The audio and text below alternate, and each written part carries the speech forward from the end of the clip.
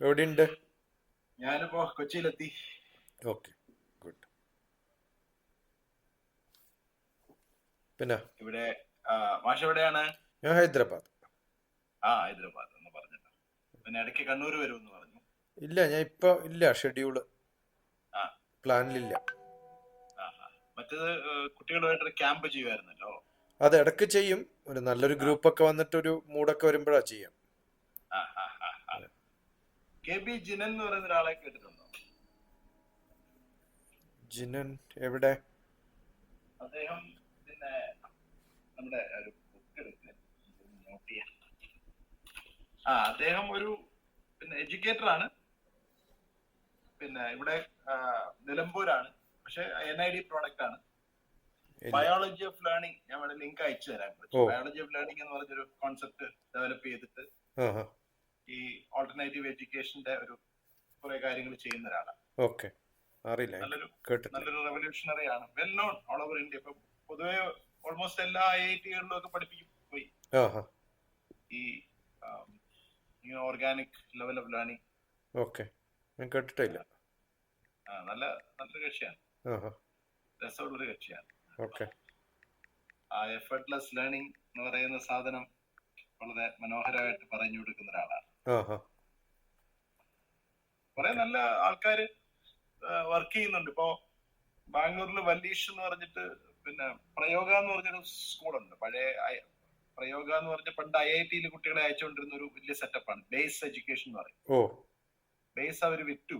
വിറ്റിട്ട് അവർ പ്രയോഗ എന്ന് പറഞ്ഞിട്ട് ഇപ്പോ വളരെ ഹൈ എൻഡ് രീതിയിൽ എഡ്യൂക്കേഷണൽ റിസർച്ചും ഒക്കെ ചെയ്യുന്ന, അത് അവരുടെ മകൻ വല്ലീഷ് ഒരു സ്കൂൾ തുടങ്ങിയിട്ടുണ്ട്, സംവിധ അക്കാഡമി എന്ന് പറയും, ഓഹോ, എവിടെ? ബാംഗ്ലൂരിനെ? ബാംഗ്ലൂർ. ആ അത് ഹാ. അദ്ദേഹം അതില് കുട്ടികള് ആഴ്ചയിൽ 2 ദിവസം കാട്ടിൽ പോയി ഇരിക്കും. ഓക്കെ. അങ്ങനെയാണ് ആ സ്കൂളിന്റെ സെറ്റപ്പ്. തേഴ്സ്ഡേ രാവിലെ കുട്ടികൾ വീട്ടിലെത്തിയാൽ പിന്നെ ശനിയാഴ്ച രാവിലെ കുട്ടികൾ തിരിച്ചു വീട്ടിലേക്ക് പോകും. ആ ഹാ. 2 ദിവസം കാട്ടിലാണ് കുട്ടികൾ. Good good. ഒരു സ്പെസിഫിക് ആയിട്ട് ഒന്നും പഠിപ്പിക്കില്ല. ഓ.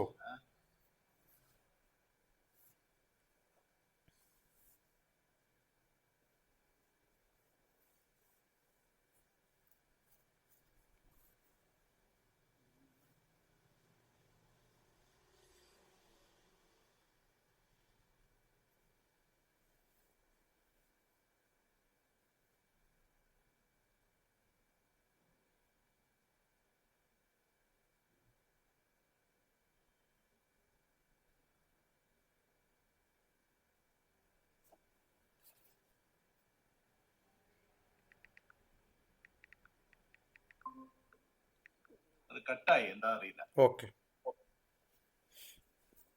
അപ്പോ ഇപ്പോ കുട്ടികള് വന്നിട്ട് ഓരോ കാര്യങ്ങൾ ചോദിക്കും അല്ലെ, ലോഗിൻ ഇപ്പോ ചെയ്തിട്ട്. ഉള്ള മിക്കവാറും ഉള്ളത് ഈ അഡ്മിഷന്റെ സമയമാണല്ലോ. 12th ആ കഴിഞ്ഞിട്ടുള്ള ആ എഞ്ചിനീയറിംഗ്, മെഡിസിനിൽ എന്താ ചെയ്യാം? പിന്നെ ഓൾമോസ്റ്റ് ഫുൾ ഡേ പാരന്റ്സിന്റെയും കുട്ടികളുടെയും ടെൻഷൻ. അത് തന്നെ അപ്പൊ അതിന്റെ ലോജിക്ക് പറഞ്ഞു കൊടുക്കുക എന്നുള്ളതാണ് ഇപ്പൊ ചെയ്യുന്നത് മിക്കവാറും. അത് തന്നെ. അതാണ് അവർക്ക് ആ ഒരു, എന്താ പറയാ, പിന്നെ ഒരു ജോയ്ഫുൾ ആണ് ജീവിതത്തിലെ ലേണിംഗ് എന്ന് പറയുന്ന ഒരു സാധനം. ഞാനത് കേൾക്കുമായിരുന്നു. കൂടുതലും അമ്മമാരാണ്. അമ്മമാരും മിക്കവാറും ഇപ്പോ അമ്മമാരാണ്. ഈ മകളിപ്പോ കോയമ്പത്തൂർ പോയിട്ട് വന്നേ ഉള്ളൂ. ആ അപ്പൊ ഹാ. മകൾ പറയുകയായിരുന്നു, അവളുടെ അടുത്തൊരു ഒരു പെൺകുട്ടി ഇതുപോലെ ആത്മഹത്യ ചെയ്തു. ഉം ഹും. ഒരു യങ് ഗേള്. അവള് ലോയ്ക്ക് പഠിച്ചുകൊണ്ടിരുന്നതാണ്. ഉം. മാതാവ് ഡെന്റിസ്റ്റ് ആണ്. ഓ. അപ്പൊ മാതാവ് പുഷ് ചെയ്തിട്ട്, അച്ഛനും അമ്മയും കൂടെ പുഷ് ചെയ്തിട്ട് ആ കുട്ടി അവസാനം മെഡിസിന് പോയി ചേർന്നു. അത് ഹാൻഡിൽ ചെയ്യാൻ പറ്റുന്നില്ല. ഉം ഹും. അങ്ങനെ പെട്ടെന്ന് ജീവൻ ഒടുക്കി. ഓ. അപ്പോ അത് ഭയങ്കര പുഷിങ് ആണെന്ന്. അത് അമ്മയ്ക്കാണ് ഏറ്റവും പുഷ്. പക്ഷെ അച്ഛൻ അത്ര പുഷ് ചെയ്യില്ല. പക്ഷെ അച്ഛനും അമ്മയും തമ്മിൽ അതിനു വേണ്ടി വഴക്കാണ്. ആ ഹാ. അങ്ങനെയൊക്കെ ഒരു, എന്താ, ഒരു ബേസിക് ഈ കരിയറും ഈ, എന്താ പറയാ, ഈ അംബിഷൻ സെൻട്രിക് ലൈഫ്, അതെ അതെ. അതൊരു വലിയ പ്രശ്നമാണ്. ഉം. എന്തെങ്കിലും ആയിത്തീരണം. അതുകൊണ്ട് എന്റെ മകളിപ്പോ ആർക്കിടെക്ചർ കഴിഞ്ഞിട്ട് കറങ്ങി നടക്കാണ് പലയിടത്തായിട്ട്. പറഞ്ഞല്ലോ അന്ന്. ആ, നൈസ്. അപ്പൊ ഇതുവരെ ഒന്നും നോക്കി തുടങ്ങിയില്ല. ജസ്റ്റ് കുറെ കാര്യങ്ങൾ സ്കെച്ച് ചെയ്യുന്നു, കുറെ വരയ്ക്കുന്നു. ഡിസൈൻ ഇൻസ്റ്റിറ്റ്യൂട്ട് ഉള്ള സ്ഥലമാണല്ലോ US-ഉം യൂറോപ്പും. അതെ അയാൾക്ക് ഞാൻ വേറൊരു കാര്യം അയാളുടെ ഒരു ഐഡിയ, അത് it's A good idea actually. അയാൾ പറയായിരുന്നു ജപ്പാനിൽ പോയിട്ട് ഡിസൈൻ ചെയ്ത് പഠിച്ചാൽ എന്താന്ന് ഞാൻ ആലോചിക്കായിരുന്നു. ആ. അപ്പം it's A good idea looks like. കാര്യം അവരുടെ ഭയങ്കര രസമുള്ള അല്ല, പക്ഷെ ജപ്പാന്റെ സിറ്റുവേഷൻ എവിടെയാണ് നമ്മൾ വർക്ക് ചെയ്യുന്നതനുസരിച്ച് പഠിച്ചിട്ടേ കാര്യമുള്ളൂ. അതെ ജപ്പാനിലെ സ്ഥലമില്ലാത്ത സ്ഥലത്ത് അവരെങ്ങനെ കൺസ്ട്രക്ട് ചെയ്യണമെന്ന് പഠിക്കുന്നത് ഉപയോഗിച്ചിട്ട് അതെ അമേരിക്കയിലെ സ്ഥലമുള്ള സ്ഥലത്ത് വിട്ട് അത് കൺസ്ട്രക്ട് ചെയ്യുന്നതിന് അർത്ഥമില്ലല്ലോ. ഇല്ല അതില്ല. അതുകൊണ്ടല്ല നമ്മളിപ്പോ ഞാനിപ്പോ എന്റെ ജീവിതത്തിൽ മൊത്തം ഒരു സെൽഫ് ലേണിംഗ് കൊണ്ട് പഠിച്ച ആളാണ്. ആ. അപ്പൊ ഞാൻ പറയും ജീവിതത്തിൽ 2 ബിസിനസ്സുകൾ ചെയ്തു, ബോറടിച്ചപ്പോ നിർത്തി. അപ്പോ ഞാനിപ്പോഴും പറയുന്നത് ജീവിതത്തിന്റെ ഒരു സന്ദർഭങ്ങളും നമ്മുടെ മുമ്പിൽ പ്രത്യക്ഷപ്പെടും. അത് റെക്കഗ്നൈസ് ചെയ്യാനുള്ളതാണ് ഏറ്റവും വലിയ ഒരു കഴിവ്. അത് അൺഫോൾഡിങ് ഉണ്ടാവും എപ്പോഴും നമ്മുടെ മുമ്പിൽ, എല്ലാവരുടെ മുമ്പിലും ഉണ്ടാവും. ഒരുവിധം ട്യൂണ്ടായി കിടക്കുന്ന മനുഷ്യരുടെ മുമ്പിലെല്ലാം ഉണ്ടാവും. അത് അൺഫോൾഡ് ചെയ്യുമ്പോൾ അത് നമ്മൾ റെക്കഗ്നൈസ് ചെയ്യുകയും റെസ്പോണ്ട് ചെയ്യുകയും ചെയ്യണം. വേണ്ടെന്നും വെക്കാം. എനിക്ക് വലിയൊരു ബിസിനസ് ഓപ്പർച്യൂണിറ്റി വന്നിട്ട് അമേരിക്കയിൽ വെച്ചിട്ട് ഞാൻ വേണ്ടാന്ന് വെച്ചു ലാസ്റ്റ് മിനിറ്റിൽ. കാര്യം അത് വലിയ വലിയ ധനം ഉണ്ടാവുകയും വലിയ രീതിയിൽ അത് ഡെവലപ്ഡ് ആവും. അതങ്ങനെ ആയി ആ ബിസിനസ്. അത് വലിയ അപകടത്തിലേക്ക് പോകുന്ന അപ്പൊ തന്നെ ഉള്ളിൽ നിന്ന് ഒരു തോന്നലുണ്ടായിട്ട്, കാര്യം സക്സസ്ഫുൾ ആയാലും അപകടം ആവുമല്ലോ. അതെ, വിടാൻ പറ്റാണ്ടാവും. എക്സാക്ട്ലി. പിന്നെ ഒരുപാട് കമ്മിറ്റ്മെന്റ്സ് ആവും. അങ്ങനെ ഒരു അപ്പം എടുത്ത് പറയായിരുന്നു പോയി ചെയ്യൂ. ആക്ച്വലി നമ്മളുടെ അടുത്തേക്ക് ആൾക്കാർ വന്നിട്ട് നമ്മളുടെ കേപ്പബിലിറ്റീസ് കണ്ടിട്ട് നമ്മളെ ഹയർ ചെയ്യണം. കാര്യം ഏത് സ്റ്റൈലാണ് ഇഷ്ടം അനുസരിച്ചിട്ടാണ്. ഇപ്പൊ ടിബറ്റ് പോയാലും പഠിക്കാം. അതെ, തീർച്ചയായിട്ടും അബ്സല്യൂട്ട്ലി. ഇവിടുത്തെ പ്രശ്നം, ഞാൻ 2 ആർക്കിടെക്ചർ ഫേം നടത്തിയിരുന്നാണല്ലോ. പ്രശ്നം എന്ന് വെച്ചാൽ നമ്മൾ ഒരാളെ ഹയർ ചെയ്യുന്നത് നമുക്ക് എന്ത് വേണമെന്ന് ആഗ്രഹിച്ചിട്ടാണല്ലോ നമ്മൾ ഒരാളെ ഹയർ ചെയ്യുന്നത്. ആ വ്യക്തിക്ക് എന്ത് കേപ്പബിലിറ്റി ഉണ്ടെന്ന് നമ്മൾ ഒരിക്കലും നോക്കാറില്ല. പറയൂ അതൊക്കെ നമ്മൾ ഇന്റർവ്യൂലൊക്കെ അതായത് മാങ്ങാത്തല്ലി എന്നൊക്കെ പറയും. പക്ഷേ എനിക്കെന്ത് വേണം, എന്റെ ഫേമിന് എന്ത് വേണം എന്നുള്ളത് ഞാൻ ചിന്തിക്കുള്ളൂ. പക്ഷേ മറ്റേ രീതിയിലും എന്റെ മകളെ സംബന്ധിച്ചിടത്തോളം അവളൊരു അമേരിക്കൻ സിറ്റിസൺ ആണ്. അപ്പോ ഞാനത് കീപ്പ് ചെയ്ത് തന്നെ ഭാവിയിൽ അവർക്ക് ഡിസിഷൻ മേക്കിങ്ങിന് കുറച്ച് എളുപ്പമാവെന്ന് വിചാരിച്ചിട്ടാണ്. അപ്പൊ നമ്മൾക്ക് എന്ത് കേപ്പബിലിറ്റി ഉണ്ട് എന്ന് വെച്ചിട്ട് ചില ഫേംസ് നമ്മളെ വിളിക്കണം. കുറച്ച് ക്രിയേറ്റീവ് ഫേംസ് അങ്ങനെ ഉണ്ട്. നമ്മുടെ കേപ്പബിലിറ്റി ഇപ്പൊ ആക്ച്വലി അവർക്കൊരു ഓഫർ ഉണ്ട്, ടാറ്റയുടെ ഡിസൈൻ വിങ്ങിൽ ഒരു ഓഫർ ഉണ്ട്. Just by seeing her capabilities, കുറെ സീരീസ് ഓഫ് കേപ്പബിലിറ്റീസ് കണ്ടിട്ട് they offered, they are asking her to join. She is in double mind whether to join or not. And the design head called 2-3 times. ടാറ്റയുടെ പ്രോപ്പർട്ടികളൊക്കെ ടാജിന്റെ മിക്കവാറും എല്ലാ ടാജിലും ഞാൻ താമസിച്ചിട്ടുണ്ട്. ഒരുവിധം എല്ലാ നല്ല ടാജുകളിലും. അതന്നെ. അപ്പൊ ഈ ടാജുകളുടെ ഒരു ഡിസൈനിങ് എൻറ്റയർലി ബ്യൂട്ടിഫുൾ ആണ്. നല്ല ടേസ്റ്റ്ഫുൾ ആണ്. അതെ, അത് മാത്രമല്ല അവർക്ക് എല്ലാ പ്രൈം സെന്റേഴ്സിലും പ്രോപ്പർട്ടീസ് ഉണ്ട്. അപ്പൊ ആ സെലക്ഷൻ ഓഫ് ലൊക്കേഷൻ, അതിന്റെ ടോട്ടൽ ഒരു ആംബിയൻസ്. പിന്നെ ഈ ഒരു ഡിവിഷന് വേറൊരു പ്രത്യേകതയും കൂടെ ഉണ്ട്. ഈ ഒരു ഡിവിഷന്റെ ഒരു പ്രത്യേകത എന്ന് വെച്ചാൽ അവര് ഫിലിംസ് ഉണ്ടാക്കുന്നുണ്ട്, അവര് മ്യൂസിയംസ് ഡിസൈൻ ചെയ്യുന്നുണ്ട് ഓൾ ഓവർ ദ വേൾഡ്, അവര് പ്രോഡക്ട്സ് ഡിസൈൻ ചെയ്യുന്നുണ്ട് കുറെ അധികം. ഇവള് പറയുന്നത് ജീവിതത്തിൽ വെറുതെ കുറെ ബിൽഡിങ്ങുകളും വരച്ചോണ്ടിരുന്നിട്ട് കാര്യമില്ല. Should be able to do many things. ആ ഒരു സ്ഥലത്തേക്ക്, ആ ഒരു സ്പിയറിലേക്കും ഞാൻ എപ്പോഴും പ്രോഫസ് ചെയ്യുന്നത് നമ്മൾ പറഞ്ഞുകൊണ്ട് നടക്കുന്ന ഒറിജിനൽ സെൽഫാണ്. അല്ലാതെ ഈ സായിപ്പിന് ക്രിയേറ്റിവിറ്റി വരെ പോകാൻ പറ്റിയിട്ടുണ്ട്. Creativity is a lower self, nothing great. Original സെൽഫിൽ പോകാൻ പറ്റുന്ന ഒരു തലമുണ്ട്, അതിലേക്ക് കുട്ടികൾക്ക് പോകാൻ പറ്റണം. ഈ ക്രിയേറ്റീവ് സെൽഫ് എന്ന് പറയുന്നത് വെറുതെ പൊലിപ്പിക്കലാണ്. സായിപ്പ് ക്രിയേറ്റിവിറ്റി എന്ന് പറഞ്ഞാൽ ഈവൻ വേഴ്സ് ആണ്. സായിപ്പ് ക്രിയേറ്റിവിറ്റി എന്ന് പറയുന്നത് ക്രിയേറ്റീവ് തിങ്കിങ്ങിനെയാണ്, നത്തിങ് ഗ്രേറ്റ്. വെറുതെ തിങ്കിങ്ങിന്റെ ഒരു fact. Thinking is only one of the 3000 odd faculties humans have. നമ്മുടെ വാസ്തുശാസ്ത്രം എന്ന് പറയുന്നത്, അതെ, ഇപ്പൊ ഞാൻ ഈ ഡിസൈൻ തിങ്കിങ് ക്ലാസ് എടുക്കുന്ന സമയത്ത് സാധാരണ പറയാറുള്ളത്, നമ്മുടെ ഹാൻഡിൽ വെർട്ടിക്കൽ വേണോ ഹൊറിസോണ്ടൽ വേണോ എന്ന് പോലും നിശ്ചയിച്ചിട്ട് എഴുതിയിട്ടുള്ളതാണ്. ഒരുപാട് ഡീപ്പായിട്ട്. അതെ, ഒരുപാട്. അത് ആക്ച്വലി പ്രാണന്റെ വ്യാപാരമാണ് വാസ്തുശാസ്ത്രം. അതെ, അത് മനസ്സിലാക്കാൻ പറ്റുമ്പോഴാണ് നന്നാവുക. അതിന് സത്യം പറഞ്ഞ പ്രാണായാമമാണ് ശീലിക്കേണ്ട ആദ്യം, എന്നിട്ട് അതിലേക്ക് ഇറങ്ങുക. ഞാൻ ഗണപതി സ്ഥപതി എന്ന് പറഞ്ഞിട്ട് വലിയൊരു സ്ഥപതി ഉണ്ടായിരുന്നു. മഹാബലിപുരത്ത്. അദ്ദേഹമാണ് ഓൾമോസ്റ്റ് ഇന്ത്യക്ക് വെളിയിലുള്ള ഓൾമോസ്റ്റ് എല്ലാ അമ്പലങ്ങളും കെട്ടിയിട്ടുള്ള ഒരാൾ. ആ ഒരു വലിയൊരു മേധാവിയായിരുന്നു, വലിയ ആളാണ്. അദ്ദേഹത്തിന്റെ കീഴിൽ കുറച്ച് ട്രാവൽ ചെയ്യാനും അദ്ദേഹത്തിന്റെ കൂടെ ഇരിക്കാനും ഒക്കെ പറ്റിയിട്ടുണ്ട്. ആ. ഞാൻ പയ്യന്നൂർ കേശവനാചാര്യയുടെ ശിഷ്യനാണ്.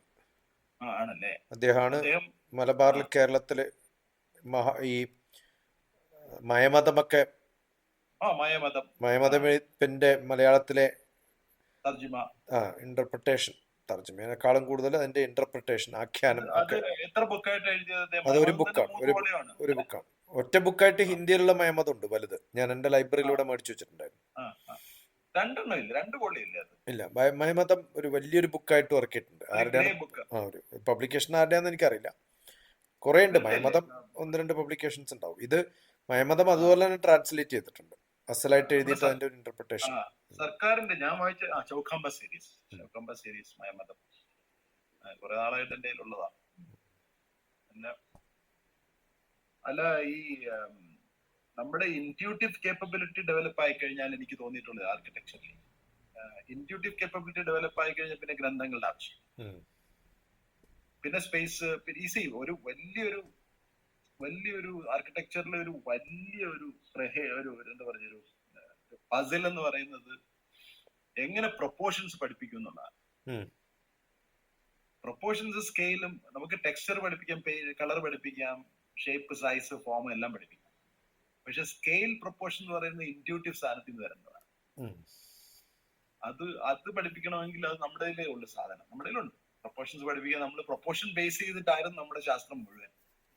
നമ്മുടെ സ്കെയിലിന്റെ ഡയമെൻഷൻസും കാസ്റ്റ് അനുസരിച്ചിട്ട് മാറുന്നുള്ളതാണ്. അതെ തന്നെ, ഓരോ ജിയോഗ്രാഫിക്കൽ ചേഞ്ചസ്. അതെ, അപ്പൊ അതനുസരിച്ചിട്ട് നിങ്ങളുടെ സ്പേസും ടൈമും അല്ല എന്റെ സ്പേസും ടൈമും എന്നാണ്. അതെ, ഇൻഡിവിജ്വലിസ്റ്റിക്, സബ്ജക്റ്റീവായിട്ട് കാണേണ്ടതാണ്, ഒബ്ജക്റ്റീവായിട്ടല്ല കാണേണ്ടതൊക്കെയാണ്. വലിയ ശാസ്ത്രമാണ്. അതെ, പിന്നെ വലിയൊരു സംശയമില്ല.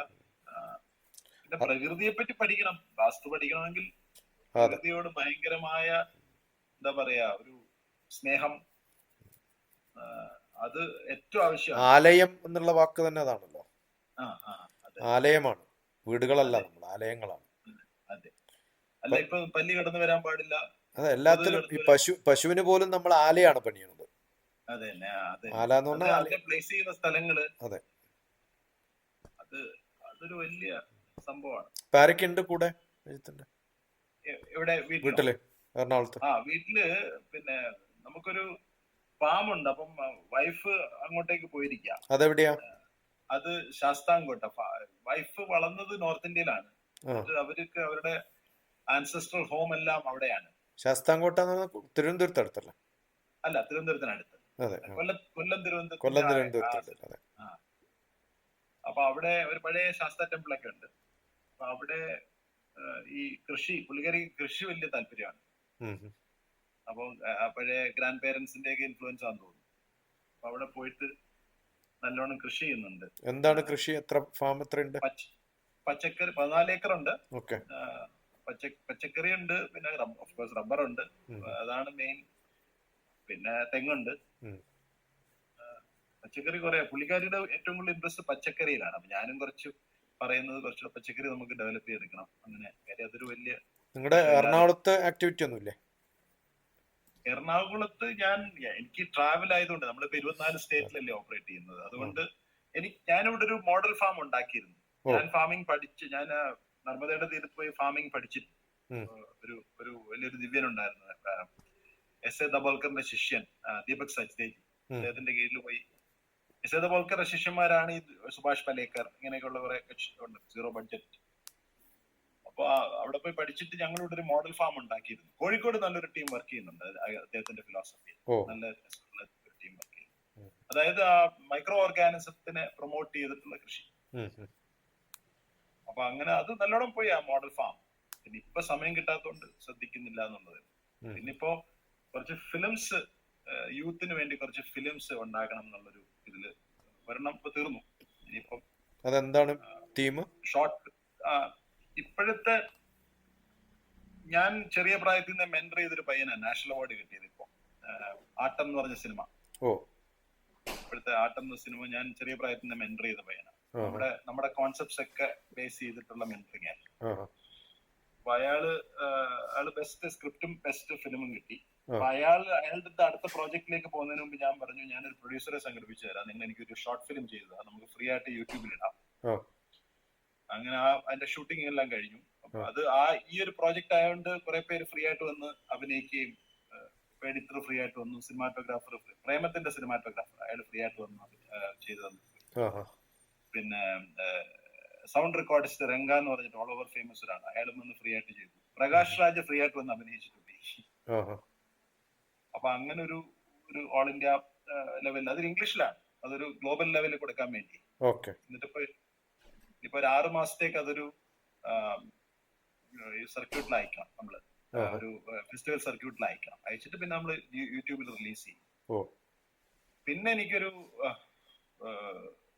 ഡെറഡൂണിൽ നിന്നൊരു പ്രൊഡ്യൂസർ, നമ്മുടെ പഴയ ഫ്രണ്ടാണ് ആ, അയാള്. പിന്നെ ഞാൻ ഫിലിമിൽ കുറച്ചാൾ വർക്ക് ചെയ്തിരുന്നു. ഓഹോ, അപ്പൊ അയാള്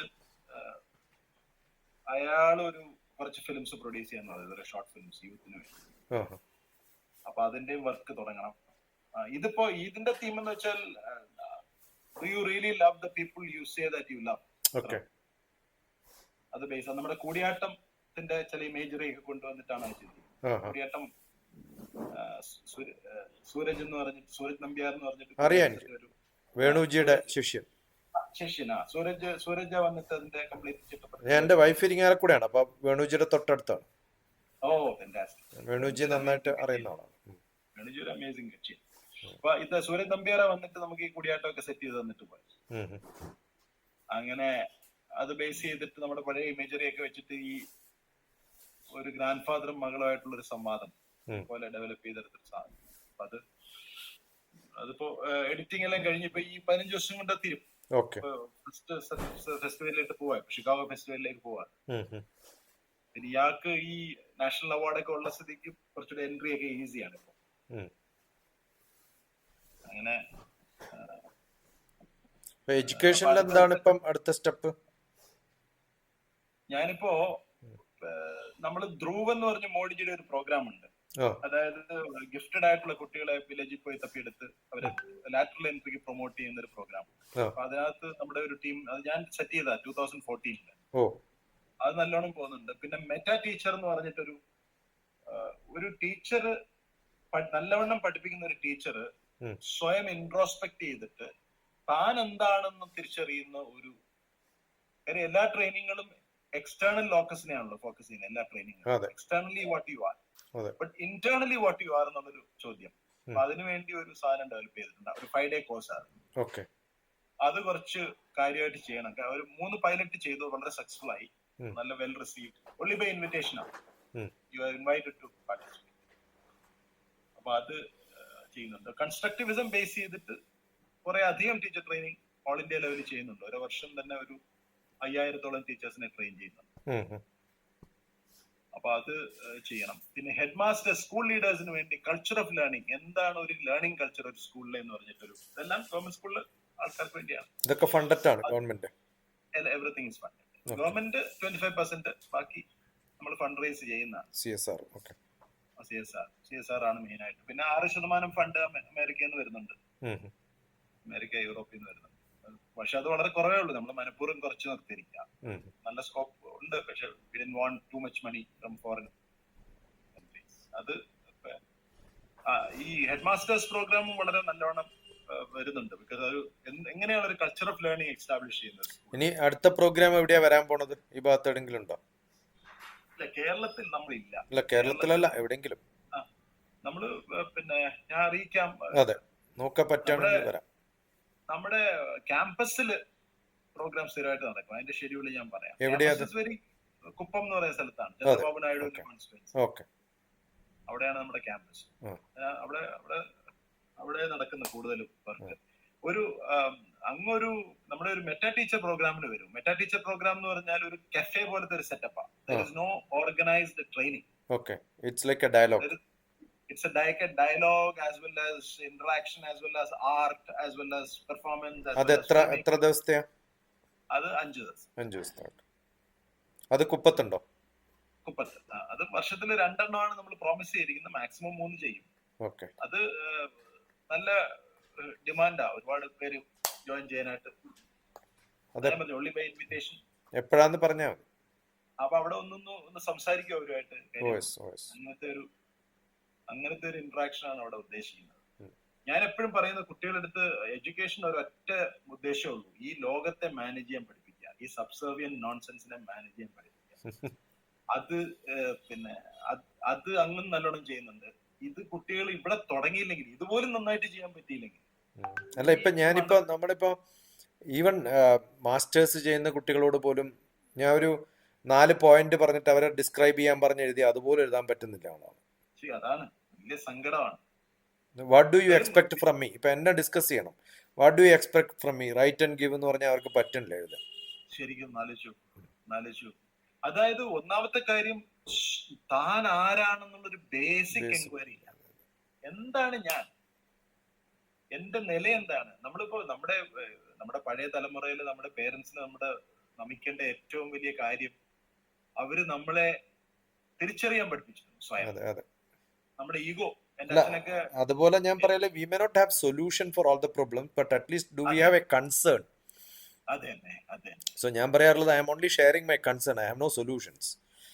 U may find your solutions at your place, but I am only sharing the concern എന്ന് പറയാൻ ഞാൻ എപ്പോഴും. എക്സാക്ട്ലി. ഇപ്പൊ നമ്മളൊക്കെ തന്നെ, ഞാൻ തന്നെ ആലോചിക്കും, പല സമയത്തും നമ്മുടെ ഈഗോ ഇങ്ങനെ പൊലിഞ്ഞു വരുന്ന സമയത്ത് അതിനെ എങ്ങനെ പത്തിലടിക്കാൻ പറ്റുമെന്ന് നമ്മുടെ പേരൻസിന് അറിയാൻ. അവര് അത് കറക്റ്റ് ആയിട്ട് ചെയ്തിരുന്നു, without hurting us beyond a point. ഇപ്പൊ ഞാനിങ്ങനെ ആലോചിക്കണം, എത്ര ആ ലീനേജ് ഇല്ലേ, അത് എന്താണ് പേരന്റിങ് എന്ന് മുത്തശ്ശന്മാരിൽ നിന്നും മുതുമുത്തശ്ശന്മാരിൽ നിന്നും പകർന്ന് വന്ന ഒരു സ്ഥലത്തെത്തി കഴിഞ്ഞപ്പോ അതങ്ങ് കട്ടായി. ഇപ്പൊ ഈ വ്യക്തികൾക്കൊന്നും ഒരു ധാരണയില്ല എന്താണ് പേരന്റിങ്. അപ്പൊ ഞാൻ എന്റെ കുട്ടിയുടെ ഫ്രണ്ടാ എന്ന് പറഞ്ഞു വരുത്താൻ ഞാൻ പറഞ്ഞപ്പോ, പിന്നെ തന്ത എവിടെ? നീ ഫ്രണ്ട് ആണെങ്കിൽ ഫ്രണ്ട് ആയിരക്കണക്കിന് കിട്ടും. ഒരു നല്ല അച്ഛനെ കിട്ടണമെങ്കിൽ ഇങ്ങനെ തപസ്സിരിക്കണം. നല്ല നിർമ്മലാനന്ദഗിരി സ്വാമിജി എന്റെ ഒരു ആദ്യത്തെ ഗുരുവായിരുന്നു. അദ്ദേഹം എപ്പോഴും പറയും, നല്ല തന്തയ്ക്കും തള്ളയ്ക്കും ജനിക്കണം, എൻഡ് ഓഫ് സ്റ്റോറി. പുള്ളി എപ്പോഴും പറയും, നിന്നെയൊക്കെ കണ്ടൊരു 5 മിനിറ്റ് സംസാരിക്കുമ്പോ അറിയാം നീയൊക്കെ ഏത് വീട്ടിൽ നിന്നാ വരുന്നത്. അവിടെ സ്വാമിജി എപ്പോഴും പറയാം, അവിടെ ഞാൻ നിന്നോട്ടുള്ള സംവാദം തുടങ്ങുള്ളൂ. കണ്ട അണ്ടനെ അളകൊണ്ടെങ്കിൽ ഞാൻ എന്തിനാ സംസാരിക്കുന്നത്? ഈ ഒരു നല്ല ലീനിയേജ് എന്റെ അച്ഛൻ എപ്പോഴും ആലോചിച്ചിട്ടുണ്ട്. എന്റെ അപ്പൻ നടന്നു വരികയാണെങ്കിൽ ഇരിക്കില്ല. നമ്മളൊക്കെ അതൊക്കെ കഴിഞ്ഞു. പക്ഷെ ഇരിക്കാൻ ഇടയ്ക്കിടയ്ക്ക് അപ്പം പറയും, ഇരിക്കില്ല. ഞാൻ എപ്പോഴും ഇരിക്കും, എന്താണ് ആ മാജിക്?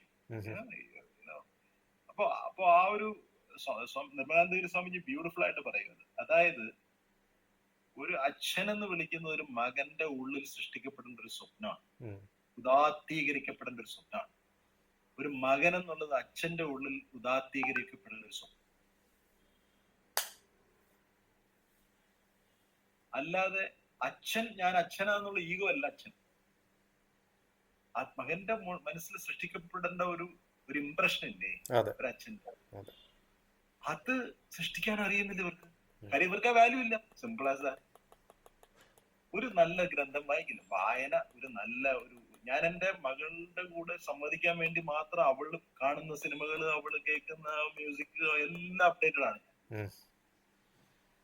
എന്നാലല്ലേ ഉള്ളു നമുക്ക് ഏതെങ്കിലും ഒരു ഫീൽഡിൽ നമ്മൾ ഒരുമിച്ച് മീറ്റ് ചെയ്യണ്ടേ. ഡയലോഗ് ഇല്ല. Dialogue is the most important thing. സത്യം പറഞ്ഞ പക്ഷേ ഒരു കുട്ടികളും പേരൻസിനോട് വളരെ ചുരുക്കമായിട്ട് ഓപ്പണായിട്ട് സംസാരിക്കുന്നു. അല്ല, അതാണ് എന്റെ അടുത്ത് വരുന്ന കൗൺസിലിങ്ങിന്റെ മിക്കവാറും കാരണം. അവർ ഓപ്പൺ അപ്പ് ചെയ്യാൻ ഒരു സ്ഥലം ഇല്ല എന്നുള്ളതാണ്. ഇപ്പൊ നമ്മളിപ്പോ ഒരു സെഷൻ കഴിഞ്ഞ് രണ്ടാമത്തെ സെഷൻ കഴിയുമ്പോഴത്തേക്കും അവരുടെ മുഖത്തെ ഭാവവും, അപ്പൊ ചിലപ്പോ ഞാൻ തുടങ്ങുന്നത് വഴക്ക് പറഞ്ഞിട്ടാ തുടങ്ങുക. കാരണം അവര് തയ്യാറാണെങ്കിൽ മുന്നോട്ട് പോവാ, അല്ലെങ്കിൽ പിന്നെ വേസ്റ്റ്ഫുൾ ആന്ന് പറഞ്ഞിട്ട് തോന്നുന്നു. അല്ല, ഒരു ആചാര്യന്റെ ചുമതല അതാണ്. അതായത് ഒരു കുഞ്ഞിനെ പോലെ വളർത്തിയെടുക്കുക എന്നുള്ളതാണ് ആചാര്യന്റെ ചുമതല. അല്ലെ പിന്നെ വെറുതെ വർത്താനം പറഞ്ഞിട്ട് ഇപ്പൊ എന്താ കാര്യം? അയാളുടെ ഉള്ളിൽ ഇപ്പൊ എല്ലാ കുട്ടികൾക്കും ഒരു കൺഫ്യൂഷൻ ഉണ്ട്, ഏതാ ചേരുക, എന്താ വേണ്ടത്. എല്ലാരും അങ്ങനെ ചെറുപ്പം മുതൽ ഉണ്ടാക്കിയെടുത്തിട്ടുള്ള ഒരു സംഭവമാണല്ലോ ഒരു എംബിഷൻ എന്ന് പറയുന്നത്. എംബിഷ്യസ് ആവണം എന്നാണ് ലോകം.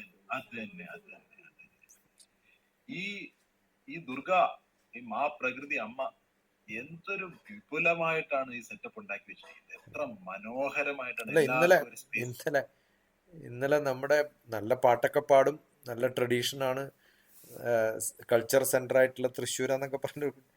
ചുമ്മാ അറിയാതെ ഞാനൊരു ഈ ഇന്റർവ്യൂല് how do you become favourable to somebody and how do you become make somebody to fail എന്നുള്ളതിന് എക്സാമ്പിൾ പറയാൻ, ആ, ആരെങ്കിലും പാസ്സാക്കണമെങ്കിൽ ഞാൻ പാണ്ഡവന്മാരുടെ പേര് ചോദിച്ചാൽ മതി എന്ന് പറഞ്ഞു. ഒരു സത്സംഗം ഉണ്ടായിരുന്നു ഇന്നലെ. അതെ. അപ്പൊ ചുമ്മാ ആരെങ്കിലും ഒന്ന് പറയട്ടെ എന്ന് പറഞ്ഞപ്പോ ഒരാൾ കൈപ്പൊക്കി ഞാൻ പറഞ്ഞപ്പോ പാണ്ഡവന്മാരുടെ പേരറിയില്ല. ആ, എന്നിട്ട് വേണ്ടേ പിന്നെ അടുത്ത ഇനി പാസ്സാക്കിക്കാൻ പോലും മാർഗമില്ലാത്ത അവസ്ഥയാണ്.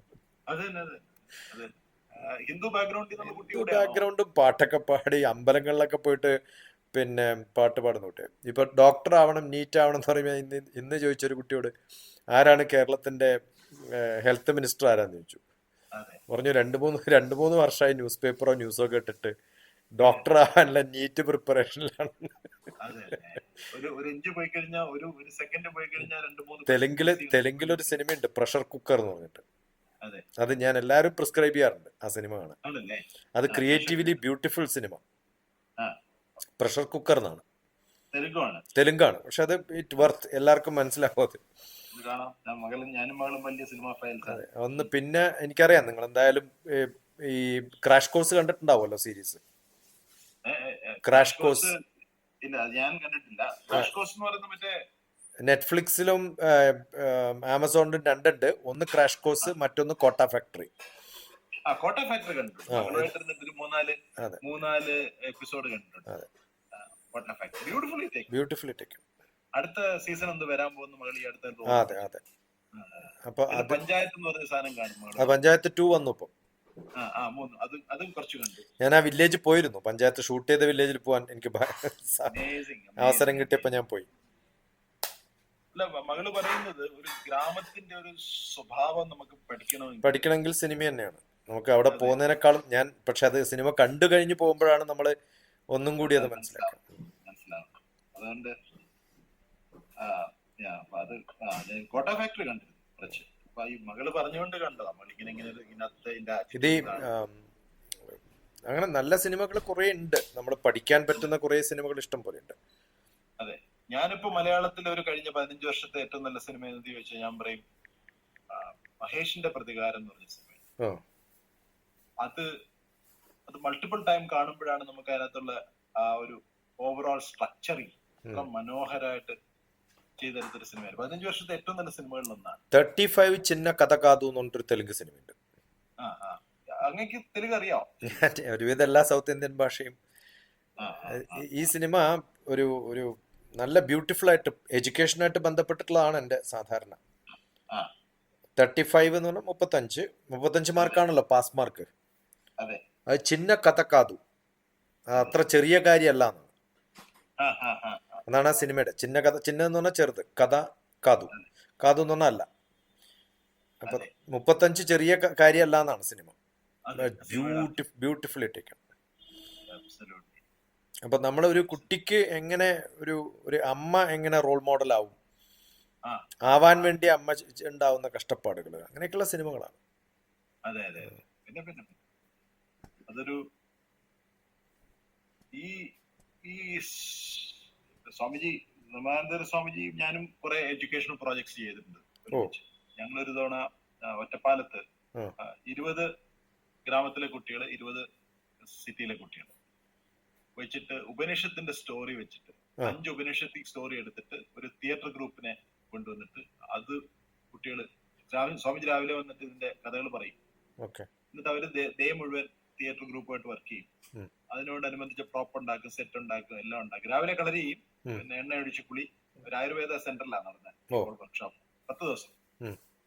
10 ദിവസം കഴിഞ്ഞപ്പോഴത്തേക്ക് കുട്ടികളൊക്കെ വേറെ ലെവലായി.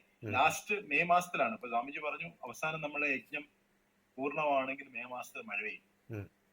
അങ്ങനെ അവസാനത്തെ സ്റ്റോറി പിന്നെ നചികേതസിന്റെ സ്റ്റോറിയായിരുന്നു. നചികേതസ് യമലോകം വിട്ട് സ്വന്തം രാജ്യത്തിലേക്ക് തിരിച്ചെത്തുന്ന ഒരു സമയം വരുമ്പോൾ അതിഭീകരമായ മഴ, രാത്രി 9 മണി. അദ്ദേഹം ഒരു വല്ലാത്തൊരു എൻറ്റയർലി ഡിഫറെന്റ് ആയിരുന്നു. അതെ, തീർച്ചയായിട്ടും നല്ല ഭാഷയും.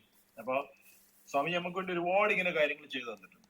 നമ്മളെ അത് ആ ഗ്രാമം മുഴുവൻ അവിടെ പിന്നെ കയറമ്പാറ ആ ഏരിയ, ഒറ്റപ്പാലം ആ ഏരിയ മുഴുവനുള്ള ജനങ്ങളെല്ലാം വന്ന് അവരെല്ലാം കൂടെ ചേർന്ന് ഭക്ഷണം കുക്ക് ചെയ്യുക എല്ലാം ചെയ്തതാണ്. ഉം. ഒരു ചെലവും ഇല്ലാതെ നല്ല ഗംഭീരമായിട്ട് നടന്ന സംഭവം. അത് ആ കുട്ടികളൊക്കെ ഇന്ന് വളരെ സ്പെഷ്യൽ രീതിയിൽ വളരുകയും ചെയ്തു. ഉം. ഉം. അതാണ് നമ്മുടെ നമ്മുടെ കഥ, ഈ സ്റ്റോറി ടെല്ലിംഗ് എന്ന് പറയുന്ന ഒരു സാധനം നമ്മുടെ കാതലായ സാധനമാണ്. പക്ഷെ അതിപ്പോ ഒരു ഒരു ഒരു ഫൺ രൂപത്തിലായി മാറി. ഈ അത് തന്നെ, സ്റ്റാൻഡപ്പ് കോമഡി പോലെയായി ഇപ്പൊ. അത് തന്നെ, അത് തന്നെ. ആ മുത്തശ്ശി കഥകൾ എന്ന് വിളിക്കുന്ന സാധനം നമ്മുടെ എത്ര പാരമ്പര്യമാണ് ഞാൻ ഐതിഹ്യം. അതുകൊണ്ടാണ് എൻ്റെ ഒരു കൺസെപ്റ്റിന് തന്നെ ഗ്രാൻഡ്മാ ചൈൽഡ് കെയർ എന്നുള്ള പേര് തന്നെ ഇട്ടത്. അത് തന്നെ, അത് തന്നെ. ആ ഒരു ആ ഒരു പാരസ്പര്യം, ആ മാതൃ ശിശു പാരസ്പര്യം, അങ്ങനെ ഒരു തലത്തിലേക്ക് എത്ര കഥകളാണ് നമ്മളൊക്കെ പറഞ്ഞു കേട്ടിരിക്കുന്നത്. എത്ര കഥകൾ, എത്ര ഓരോ വില്ലേജിലും ഉള്ള യക്ഷിക്കഥകള്, മാടൻ കഥകള്, മൃതക്കഥകള്, ഇങ്ങനെ നമ്മുടെ സങ്കല്പത്തെ തീപിടിപ്പിച്ച രംഗങ്ങള് ആലോചിച്ചു നോക്കൂ. ഇതൊക്കെ നഷ്ടപ്പെടുത്തിയിട്ട് ഈ സാധനം കുത്തിക്കൊണ്ടിരിക്കുക. കുത്തണ്ടെന്നല്ല, കുത്തിക്കോളൂ. പക്ഷെ എന്താണ് നഷ്ടപ്പെടുന്നതെന്ന് ആലോചിക്കും. ഇപ്പൊ കൂടിയാട്ടം, വേണുജിയുടെ കാര്യം പറഞ്ഞു. The oldest theatre in the world still preserved in Kerala. അതിന്റെ അറ്റവും മൂലമെങ്കിലും മനസ്സിലാക്കൂ.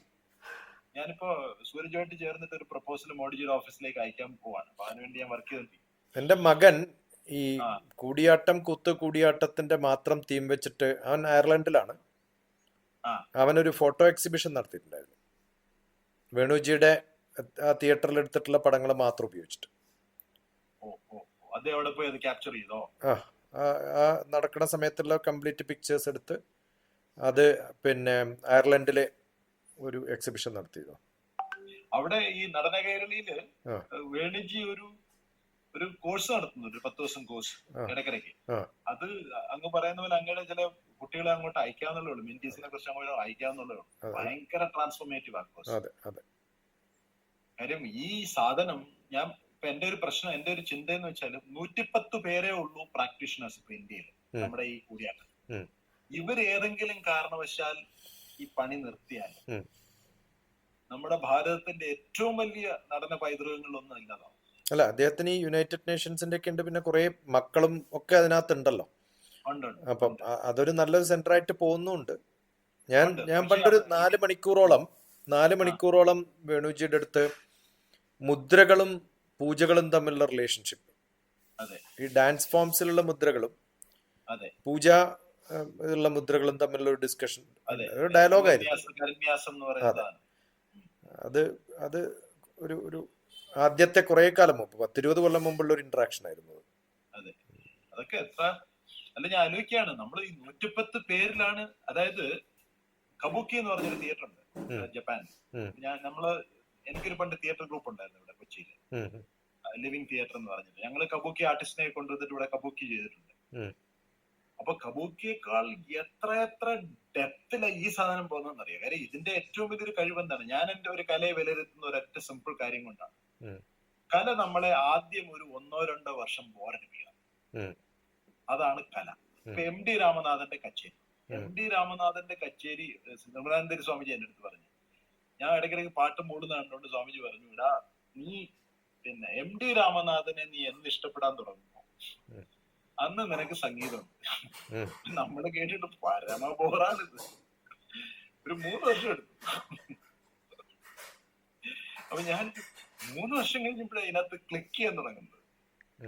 അതന്നെയാണ് കൂടിയാട്ടത്തിന്റെ വില. നമ്മളെ ബോറടിപ്പിച്ചൊരു വഴിയിലെത്തിക്കും. പക്ഷെ അതിന്റെ ആന്തരികമായ ഒരു യാത്രയിലൂടെ ഇങ്ങനെ പോയിക്കഴിഞ്ഞാൽ എത്ര ഭദ്രമായിട്ട് നമ്മുടെ തലമുറ, നമ്മുടെ മുത്തശ്ശന്മാർ ഇതൊക്കെ വെച്ച് തന്നിട്ട് പോയി, എത്ര മനോഹരമായിട്ട്.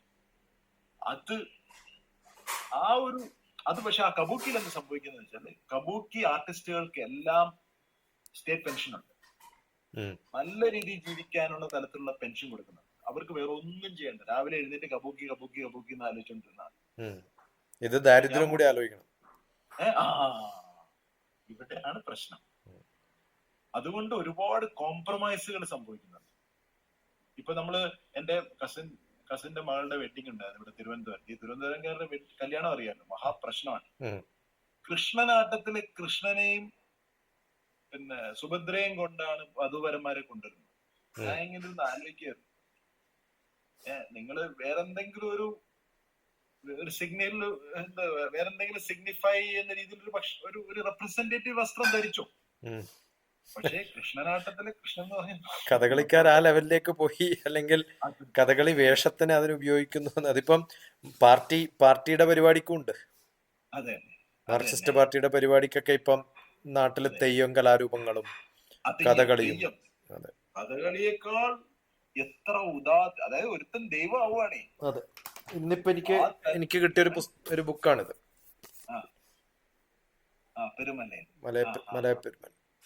പെരുമലയൻ. ആരോ റിസർച്ച് ചെയ്ത് എഴുതിയാന്ന് തോന്നുന്നു. അല്ല, ഇദ്ദേഹം എരമെന്ന് പറഞ്ഞൊരു ഗ്രാമമുണ്ട് പയ്യന്നൂരിനടുത്ത്. എന്റെ ബ്രദറിൻലോന്റെ നാടാണ്. അതുപോലെ എന്റെ ക്ലാസ്മേറ്റ്സ് ഒക്കെ ആ ഭാഗത്തുള്ളതാണ്. അപ്പൊ അവിടെ ഉണ്ടായിരുന്നൊരു പഴയ വൈദ്യ കുടുംബത്തിൽപ്പെട്ടിട്ടുള്ള ആളാണ്. അപ്പൊ അദ്ദേഹം എഴുതിയിട്ടുള്ള ഒരു ബുക്കാണ്. ഏതെങ്കിലും പബ്ലിഷർ പബ്ലിഷ് ചെയ്താണോ? അതെ, ചിന്ത പബ്ലിക്കേഷൻസ് ആണ്. അല്ല, ഞാൻ ആലോചിച്ചതേ, അത് ഞാൻ എപ്പോഴും എവിടെ പോയി പ്രസംഗിക്കുമ്പോഴും ഞാൻ പറയും, ഞാൻ ചൗഡാൻസ് കുറച്ച് പഠിച്ചിട്ടുണ്ട്. ഞാൻ തൈച്ചി പ്രാക്ടീഷണറായിരുന്നു. ഇത് പക്ഷെ മലബാർ ഭാഷയിലാണ് എഴുത്ത്. അതിനകത്ത് താഴത്തൊരു ഇൻഡെക്സ് ഒക്കെ ഉണ്ട്, എല്ലാത്തിനും എക്സ്പ്ലനേഷൻ കൊടുത്തിട്ട്. അതെ, അല്ല ഇത്രയും, അതായത് ഞാൻ എപ്പോഴും പറയാം, അനുഷ്ഠാന കലകളിൽ നിങ്ങൾ വേറെ ഒന്നും നോക്കണ്ട, ഈ ഒരൊറ്റ സാധനത്തിൽ നോക്കിയാൽ തെയ്യം. അതായത് ജനങ്ങളെല്ലാം വരികയാണ്, ഒരു സാധാരണ തെങ്ങേറ്റക്കാരൻ തൊഴിലാളി ദൈവമാവുകയാണ് കുറച്ച് ദിവസത്തേക്ക്. ഞാൻ ആ നാട്ടിലാണ്, കണ്ണൂരാണല്ലോ. അതെ. അപ്പൊ ഞങ്ങൾ ഈ ക്യാമ്പ് നടത്തുമ്പോഴൊക്കെ രാത്രി, ഈ ഫെബ്രുവരിയിലൊക്കെയാണ് ക്യാമ്പാണെങ്കിൽ അവിടെ ജനുവരി മുതൽ മാർച്ച് വരെയാണ് തെയ്യം. അപ്പൊ ഞങ്ങൾ 10 മണി വരെയൊക്കെ ഇരുന്ന് പഠിക്കാൻ പറയും. എന്നിട്ട് പറയും 11 മണിക്കുള്ള തെയ്യം കണ്ട് വന്നിട്ട് 2 ചാപ്റ്റർ പഠിച്ചു തീരുമ്പോഴത്തേക്കും 3 മണിക്ക് തെയ്യം ഇറങ്ങുന്നത്. അതാണ് പഠനം. അതെ. അവിടെ ഒരു ഋഷി പ്രഭാകർജി എന്ന് പറഞ്ഞിട്ടൊരു വ്യക്തി ഉണ്ടായിരുന്നു ബാംഗ്ലൂരിൽ. അദ്ദേഹം നമ്മുടെ ശ്രീ രവിശങ്കർ, ജഗ്ഗി വാസുദേവ് ഇവരുടെ കൂടെ, മഹേഷ് യോഗിയുടെ കൂടെ ഉണ്ടായിരുന്ന ഒരാളാണ്. പക്ഷെ ഇവരെ പോലെ മിടുക്കനല്ല, ഇവര് പൈസ ഉണ്ടാക്കാൻ മിടുക്കനാണല്ലോ. പക്ഷെ ഇങ്ങേര് അത്ര മിടുക്കനല്ല. ഇങ്ങേര് എന്താ ചെയ്യുന്നത് വെച്ചാല്, ഇങ്ങേര് ഒരു സ്ഥാപനം ഉണ്ടാക്കും, വളരെ വലുതാക്കും, അത് പൊളിക്കും. ഇതാണ് അദ്ദേഹത്തിന്റെ. അപ്പൊ അദ്ദേഹം വേദത്തിൽ നിന്നൊരു പഠന ടെക്നിക്ക് ഉണ്ടാക്കി, റാപ്പിഡ് കോംപ്രഹെൻഷൻ റിവ്യൂ ടെക്നിക്ക്. ഞാൻ കേട്ടിട്ടുണ്ട് അദ്ദേഹത്തെ കുറിച്ച്. ഞാനോട്ട് വളരെ അടുപ്പായിരുന്നു. അദ്ദേഹം പിന്നെ എല്ലാ വർഷവും ക്യാമ്പ് നടത്തുമായിരുന്നു. 8, 9, 10 ക്ലാസ്സുകളിലുള്ള കംപ്ലീറ്റ് സയൻസും ജിയോഗ്രഫിയും 45 ദിവസം കൊണ്ട് പഠിപ്പിക്കും. ഒരു ദിവസം പോലും പഠനമില്ല, കുട്ടികൾ സ്വന്തം പഠിക്കുക. അങ്ങ് പറയുന്ന പല ടെക്നിക്കുകളും ഉപയോഗിച്ചാണ് പഠിക്കുക. ഈ ഗ്രൂപ്പ് സ്റ്റഡി പോലത്തെ ചില ടെക്നിക്കുകൾ ഉപയോഗിച്ചാണ്. അല്ല, ഞാൻ സാധാരണ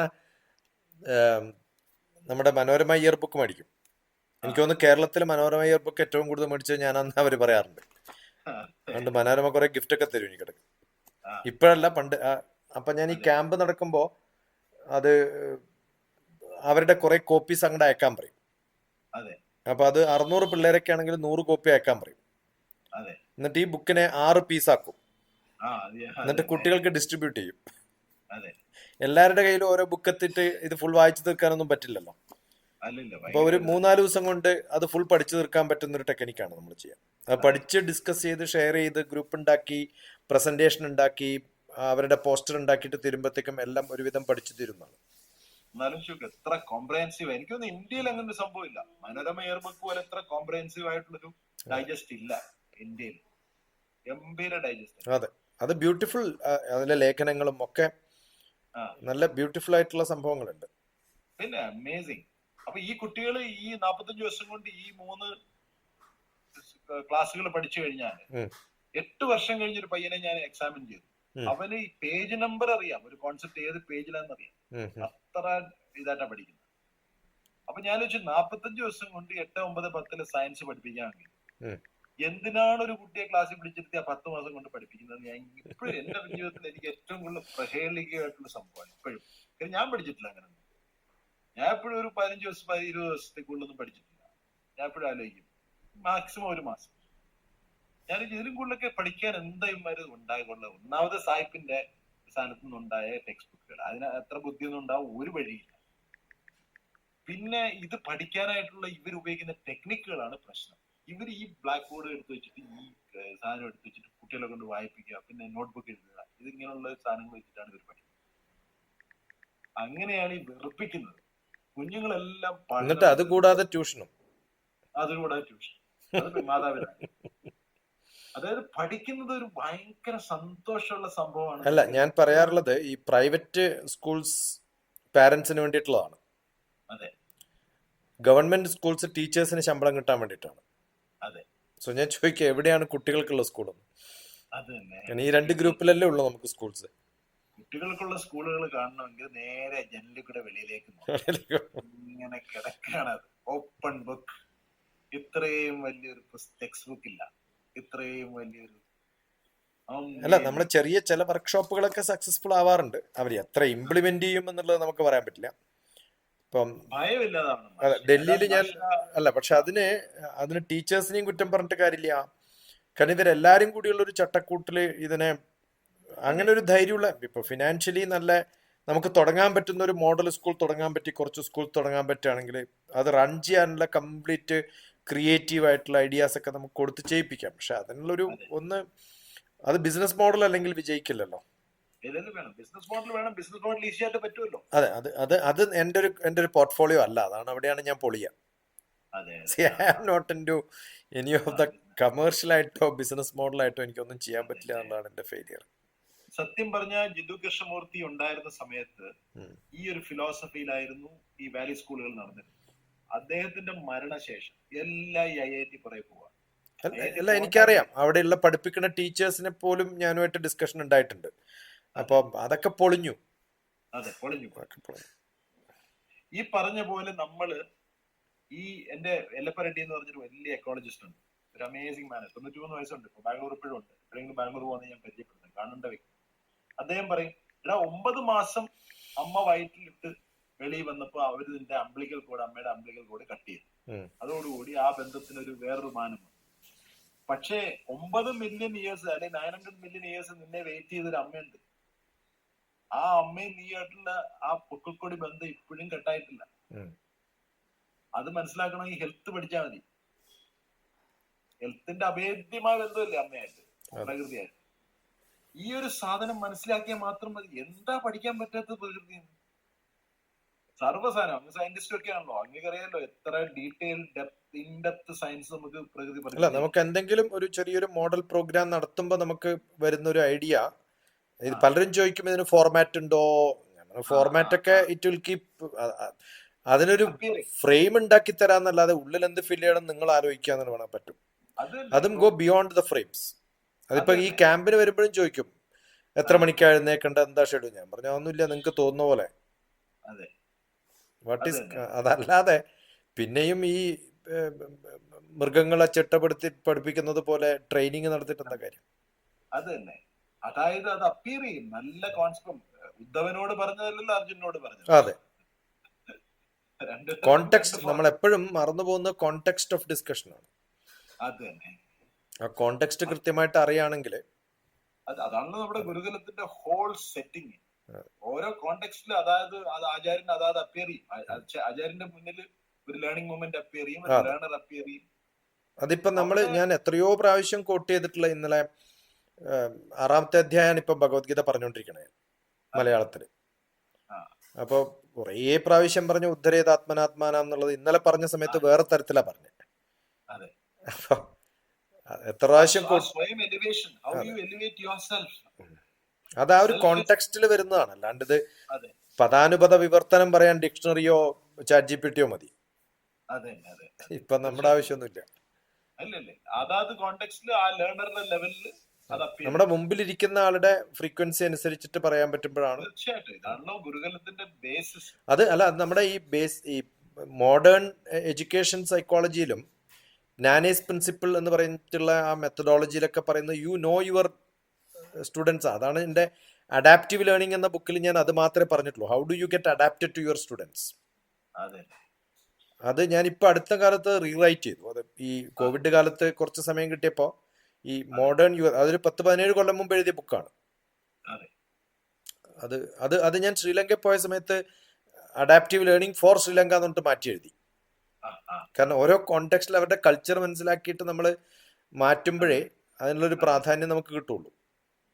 രണ്ട് കാര്യങ്ങളാണ് ഞാൻ ഞാൻ മനസ്സിലാക്കിയത്. ഇപ്പൊ വിദ്യാഭ്യാസത്തിൽ 25 വർഷമായി. ഉം. ഒന്ന്, ഒരു അധ്യാപകൻ ഒരു കുഞ്ഞിനെ കാണുമ്പോൾ, ഒരു ആചാര്യൻ ഒരു കുഞ്ഞിനെ കാണുമ്പോൾ അവന്റെ ഉള്ളിലുള്ള കോമ്പിറ്റൻസി കാണുന്നില്ല, അവന്റെ ഉള്ളിലുള്ള ഇൻകോമ്പിറ്റൻസിയെ കാണുന്നത്. അവന്റെ ഇൻകോമ്പിറ്റൻസിയിൽ വർക്ക് ചെയ്യാനാണ് ഇയാൾ ശ്രമിക്കുന്നത്. ഒന്ന്. രണ്ട്, വൈദ്യൻ. ഒരു വൈദ്യൻ, നല്ല വൈദ്യന്മാർ എപ്പോഴും എന്റെ അടുത്ത് പറയും, ഞാൻ വൈദ്യത്തിന്റെ പുറകെ കുറെ കിടന്ന് ഓടിയത് ആയുർവേദത്തിന്റെ പുറകെ.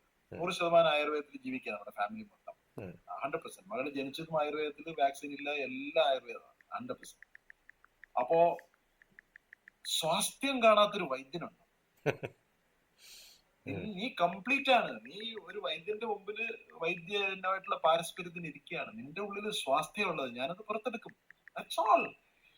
അതൊന്ന് ഞാൻ കണ്ടു. അപ്പോ complete learning methods across the world at any levels is on incompetency ആണ് എന്റെ ബേസ്. അല്ല, ഞാൻ ഇന്നലെ പറഞ്ഞു നിങ്ങൾക്ക് എന്താ അറിയില്ല എന്ന് ടെസ്റ്റ് ചെയ്യുന്നതാണ് എക്സാമിനേഷൻ.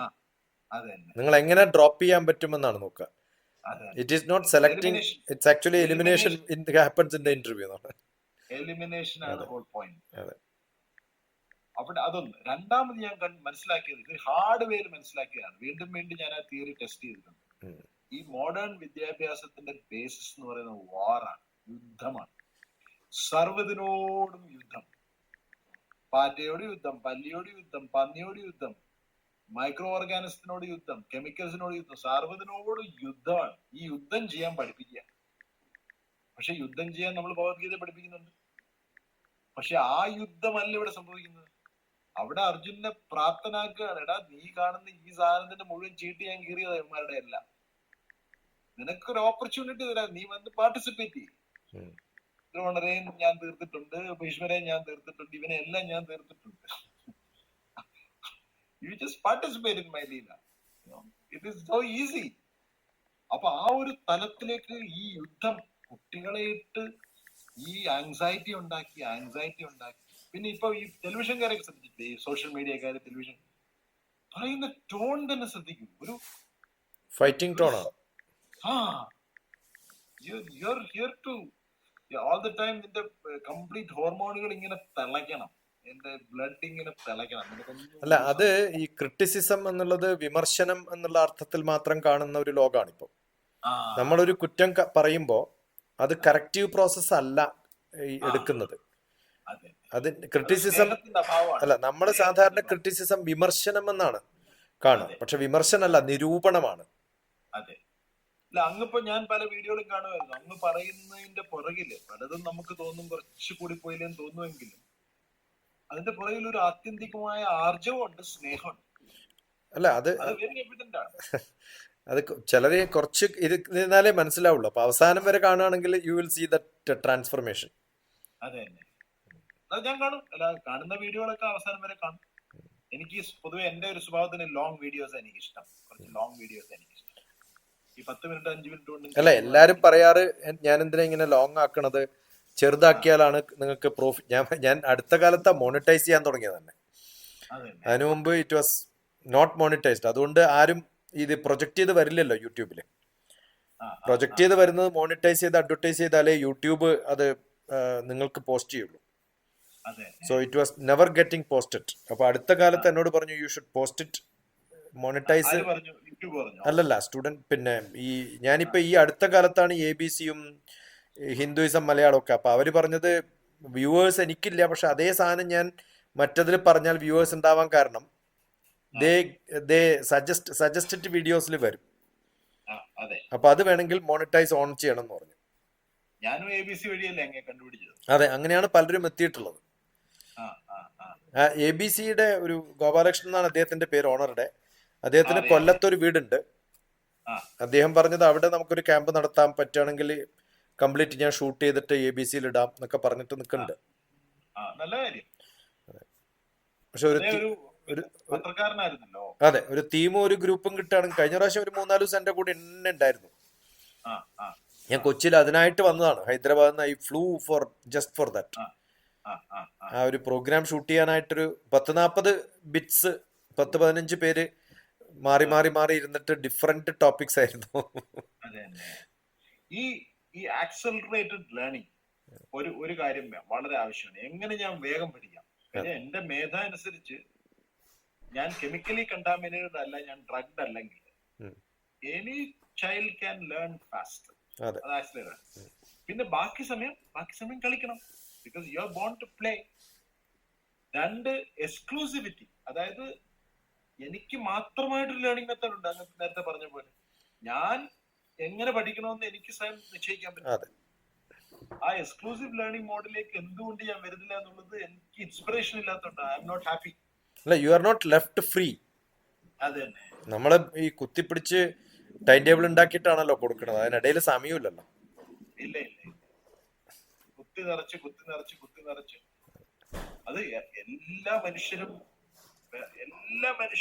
ഈ ഒരു നമ്മൾ പറയുന്നത് സിമ്പിളാണ്. നമ്മൾ ലീഡേഴ്സിനെ ഉണ്ടാക്കില്ല ഈ രാഷ്ട്രത്തിൽ. ലീഡേഴ്സിനെ ഉണ്ടാക്കണമെങ്കിൽ നമ്മൾ പഠനം ഫിയർലെസ് ആവും. അല്ല, എല്ലാരും ചോദിക്കണത് ഇപ്പൊ ബിടെക് കമ്പ്യൂട്ടർ സയൻസ് കഴിഞ്ഞാൽ എന്ത് ജോലി കിട്ടുന്നതാണ്. ഞാൻ പറഞ്ഞു BTech itself is a professional course. So you have to start your own. നിങ്ങൾ ആരുടെയും ജോലി തപ്പിപ്പോണെന്തിനാ? എന്തുകൊണ്ടാണ് ബിടെക് കമ്പ്യൂട്ടർ സയൻസിന് പോകുന്നത്, എന്തുകൊണ്ട് സിവിൽ എഞ്ചിനീയറിംഗിന് പോകണില്ല എന്ന് പറഞ്ഞാൽ, സിവിൽ എഞ്ചിനീയറിംഗിന് ആരാ ജോലി കൊടുക്കുക? നമ്മൾ സിവിൽ എഞ്ചിനീയർ നാളെ ബോർഡ് വെക്കുക സിവിൽ എഞ്ചിനീയറിന്, ആരെങ്കിലും വരുമല്ലോ. പക്ഷെ ആ ഒരു ബോധമില്ല, അതാണ് കുഴപ്പം. അത് ആ ഒരു ബോധമില്ല. പിന്നെ ഈ പ്രായത്തിലല്ലേ റിസ്ക് എടുക്കേണ്ടത്. ഈ പ്രായത്തിൽ റിസ്ക് എടുത്തില്ലെങ്കിൽ നമ്മൾ എപ്പോഴാണ് റിസ്ക് എടുക്കാനായിരിക്കും. ഞാൻ ചിലപ്പോൾ ക്യാമ്പ് നടത്തുന്ന സമയത്താണ് തൊട്ടടുത്ത വീട്ടിലൊരു റൂഫ് ടോപ്പ് വാർക്കണ ദിവസമായിരുന്നു. അപ്പൊ എന്റെ കൂടെ തന്നെ ഒരു 4-5 കുട്ടികൾ, അതിൽ 3-4 പേര് എഞ്ചിനീയേഴ്സും സിവിൽ എഞ്ചിനീയേഴ്സും ഒക്കെയാണ്. ഞാൻ പറഞ്ഞു go, let us go and see what's happening. ആ സിവിൽ എഞ്ചിനീയേഴ്സ് ഇതുവരെ ഒരു ബിടെക് പഠിക്കുന്ന ഒരു കാലത്ത് അവർ ഇതുവരെ ആ പ്രാക്ടിക്കലായിട്ടൊരു വാർപ്പ് പണി കണ്ടിട്ടുണ്ടാവില്ലല്ലോ. ഞാനിവിടെ ഒരു എഞ്ചിനീയറിംഗ് കോളേജിൽ വർക്ക് ചെയ്യുന്ന സമയത്ത് രാവിലെ ബസ്സിന് പോകുമ്പോഴാണ് റോഡ് ഉണ്ടാക്കാൻ വേണ്ടിയിട്ട് ബ്രിഡ്ജ് പ്രീ ഫാബ്രിക്കേറ്റഡ് ആയിട്ടുള്ള സാധനം കൊണ്ടുവച്ചിട്ട് അത് കൺസ്ട്രക്ട് ചെയ്യാണ്. ഞാൻ പറഞ്ഞു ഇന്ന് വൈകുന്നേരം ആകുമ്പോൾ തീരും. ഈ വണ്ടി നമുക്ക് ഇവിടെ നിർത്തി എല്ലാ സിവിൽ എഞ്ചിനീയേഴ്സും അവിടെ ഇറങ്ങാൻ പറഞ്ഞു. ഇത് കണ്ടിട്ട് പോയാൽ മതി, ബാക്കി അതൊക്കെ റെയർ ആയിട്ട് കിട്ടുന്ന ഒരു ചാൻസ് ആണ്. അത് ഉപയോഗിക്കുന്നില്ല എന്നുള്ളതാണ്. എത്ര ദിവസത്തെ ലേണിംഗ് കംപ്രസ്ഡ് ആയിരുന്നു ആലോചിച്ചു. എന്ത് മനോഹരമായ ഒരു, അവൻ 15 ദിവസം കിടന്ന് പഠിക്കേണ്ട സാധനമാണ് അവിടെ ഒരു ദിവസം കൊണ്ട് അവന് മനസ്സിലാവും. അതെ, ഒറ്റ ദിവസം. അതാണ് ഇത് മനസ്സിലാവില്ല. ഇത് ഇവരുടെ ഈ ശമ്പളത്തിനോടുള്ള ആർത്തിയാണ് ഇവരുടെ. ഞാൻ എന്റെ വീട്ടിലേക്ക് കയറുന്ന വഴിയില് 2 മരത്തിന്റെ മുകളിൽ ഞാൻ തന്നെ കയറിയിട്ട് കയറ് കെട്ടി, അതിന്റെ മുകളില് 2 കപ്പി കെട്ടി, ആ കപ്പി തമ്മിലുള്ള നമ്മുടെ പഴയ പ്രിൻസിപ്പിൾ ഉണ്ടല്ലോ, ലിഫ്റ്റിംഗ് ഫോഴ്സ്, അതിലൊരു ഊഞ്ഞാൽ ഉണ്ടാക്കിയിട്ട് സ്വന്തം ഒരു കയറുകൊണ്ട് ലിഫ്റ്റ് അപ്പ്, ഒരു 20 ഫീറ്റ് ലിഫ്റ്റ് അപ്പ് ചെയ്തിട്ട് അത് കുറെ എഞ്ചിനീയേഴ്സ് വന്ന സമയത്ത് ഞാൻ അവർക്ക് ഈ പ്രിൻസിപ്പിളൊക്കെ വരച്ചു കൊടുത്തിട്ട് you tell me how to connect these. ഇവർ പണ്ട് പഠിച്ചിട്ടുണ്ട് 6ാം ക്ലാസ്സിലാണ്. ഞാൻ പറഞ്ഞു you refer all the Google complete കണ്ടിട്ട് ഫിഗർ ഒക്കെ നോക്കിയിട്ട് കെട്ടാൻ പറഞ്ഞു. അവർ 2-3 മണിക്കൂർ 4-5 എഞ്ചിനീയേഴ്സ് ഇരുന്നിട്ടും അവർക്ക് പറ്റിയിട്ടില്ല. അത് പ്രാക്ടിക്കലായിട്ട് ഉപയോഗിക്കാൻ. അപ്പൊ ആ സമയത്ത് നമ്മുടെ വീട് ഒരു തെങ്ങ് നല്ലപോലെ വളഞ്ഞു വന്നിട്ട് തേങ്ങ വീഴുമായിരുന്നു. അപ്പൊ അത് പിടിച്ചു കെട്ടാൻ വേണ്ടിയിട്ട് ഇതേ കയർ ഉപയോഗിച്ചിട്ട് ഞാൻ സ്പ്രിങ് ഉപയോഗിച്ചിട്ട് ഞാൻ പറഞ്ഞു ഒരാൾക്ക് വലിച്ചാൽ അതിനെ മാറ്റിക്കെട്ടാം, അല്ലെങ്കിൽ 4 പേര് വലിച്ചാലും ഈ തെങ്ങ് വരില്ല. ഇതൊക്കെ പ്രാക്ടിക്കലായിട്ട് സിസ്റ്റം ഇതാണ്. അത് പഠിക്കാൻ നമുക്ക് എത്രയോ സന്ദർഭങ്ങളും എത്ര സിമ്പിളായിട്ട് ചെയ്യാൻ പറ്റുന്നതാണ്. ഇതുപോലും നമ്മുടെ ടീച്ചേഴ്സ് എക്സ്പെരിമെന്റ് ആയിട്ട് കാണിച്ചു കൊടുക്കില്ല എന്നുള്ളപ്പോഴാണ്. നമ്മളൊക്കെ അങ്ങനെ പഠിച്ചതാണ്, പക്ഷെ വളരെ റെയറായിട്ട് ചില ടീച്ചേഴ്സ് ഉണ്ട്, അവർക്ക് ഇതൊക്കെ ഇഷ്ടം, ഇങ്ങനെ പറഞ്ഞു തരുമൊക്കെ ചെയ്യുന്ന സമയത്ത് അതൊക്കെ കാണാൻ പറ്റിയതാണ് നമ്മുടെ ഭാഗ്യം. വേറൊരു കാര്യം ഞാൻ ശ്രദ്ധിച്ചത്, ലൈഫ് ചേഞ്ചിങ് മൊമെന്റ്സ് എന്ന് പറയുന്ന ഒരാളുടെ ജീവിതത്തിൽ കുറച്ചേ ഉള്ളൂ, നമ്മുടെ ജീവിതത്തെ മാറ്റിമറിക്കുന്ന മൊമെന്റുകൾ. ഈ മൊമെന്റുകൾ സിമുലേറ്റ് ചെയ്യാൻ പറ്റിയ ഒരു കുഞ്ഞിന്റെ ജീവിതത്തിൽ അവൻ വളരെ അവൾ വളരെ ഇൻസ്പയർഡ് ആവും. അതാണ് അങ്ങയുടെ പലതിലും ഞാൻ കാണുന്നതാണ്, ജീവിതത്തിനെ ഷിഫ്റ്റ് ചെയ്യാൻ പറ്റും. അല്ല, ട്രാൻസ്ഫർമേഷൻ എന്ന് പറയുന്നതാണ് നമ്മൾ ഉണ്ടാവേണ്ടത് എന്നുള്ളൊരു വിശ്വാസം ഉണ്ടായാൽ മതി. അതെ, ലൈഫ് ഈസ് ട്രാൻസ്ഫോർമേറ്റീവ്. തീർച്ചയായിട്ടും. പിന്നെ പിന്നെ ലേണിംഗ് എന്ന് പറയുന്ന ഒരു സാധനം മാറ്റി നിർത്തിയാൽ പിന്നെ എന്താണ് ഈ ജീവിതം? ഇന്നലെ രാത്രി ഒരാളിനെ വിളിച്ചു, അയാൾക്ക് കേരളത്തിൽ ചക്കപ്പുഴുക്ക് ഉണ്ടാക്കുന്ന പഠിക്കണം, ഉം. അതിന് അത് ചോദിക്കാം. അപ്പൊ ഞാൻ എന്റെ മനസ്സിലുള്ള ഒന്ന് രണ്ട് ചക്കപ്പുഴുക്കിന്റെ ഐഡിയ ഒക്കെ പറഞ്ഞിട്ട് പുള്ളിക്ക് അതിന്റെ തൃപ്തിയാണ്. പിന്നെ നമ്മുടെ ഒരു ചേട്ടനെ വിളിച്ചിട്ട് അങ്ങേര് വളരെ വിദഗ്ധനാണ്, അങ്ങേര് ഇതിന്റെ ചില 3-4 മെത്തേഡുകൾ വാഴയില വെച്ച് കവർ ചെയ്തുണ്ടാക്കുന്ന ഒരു ചക്കപ്പുഴുക്ക് അതെ അതെ. മെത്തേഡ്. ഇങ്ങനൊരു മെത്തേഡ് ഉണ്ടായിരുന്നു, എന്തൊരു എക്സൈറ്റിംഗ് ആണ്. കുക്കിംഗ് ഡോക്ടർ TPS കാണണം നമ്മള്. ഞാൻ ആ, ഞാൻ കഴിഞ്ഞ പ്രാവശ്യം പോയ സമയത്ത് US എന്നുള്ള കുറച്ച് പേരുണ്ടായിരുന്നു ക്യാമ്പ് ആ, അറ്റൻഡ് ചെയ്യാൻ. അപ്പൊ അവരോട് അതെ നമുക്ക് പാലിന്റെ കഞ്ഞി ഉണ്ടാക്കാം. അതെ. ആ അപ്പോൾ അത് സാധാരണ തരുന്നൊരു മുസ്ലിം ഫാമിലി ഭക്ഷണം കൊണ്ട് തരുന്നവരോട് പറഞ്ഞപ്പോൾ അവർക്ക് അറിയില്ല എന്ന് പറഞ്ഞു. ആ ഞാൻ പറഞ്ഞു, അവരുടെ ഞാൻ പറഞ്ഞു കുഴപ്പമില്ല, ഇന്ന് രാത്രി ഞാൻ അങ്ങോട്ട് വരാം, ആ, ഈ സാധനങ്ങളൊക്കെ മേടിച്ചു വെക്കുക, I teach you how to make it. അതെ അപ്പോൾ അത് റെക്കോർഡ് ചെയ്തിട്ടുണ്ട്. നമ്മുടെ അതൊരു ആ ഒരു എൻജോയ്മെന്റ് ഉണ്ടാവുമ്പോഴേ ഇതൊക്കെ നടക്കുള്ളൂ. തീർച്ചയായിട്ടും. അല്ല, ഞാൻ ഒരു ചക്കപ്പുഴുക്കിന്റെ ഉണ്ടാക്കുന്ന ഒരു സയൻസ് ഉണ്ടല്ലോ, അതിന്റെ ഒരു പ്രക്രിയ, ഇതൊരു എന്താ പറയാ, ഇത് നമ്മുടെ പാരമ്പര്യമല്ലേ. ചക്കയില്ലാതെ എന്ത് മലയാളി? ഞാനാലും നമുക്ക് നമ്മുടെ ഏതെങ്കിലും ഒരു ചേട്ടൻ ക്യാമ്പ് ഇങ്ങനെ കൂടാം, എപ്പോഴാന്ന് വെച്ചാൽ പറഞ്ഞാൽ മതി. അതാണ്. നിങ്ങളുടെ ഒരു ആക്ടിവിറ്റി വരുമ്പോൾ ആ ആ തീർച്ചയായിട്ടും. നമുക്ക്.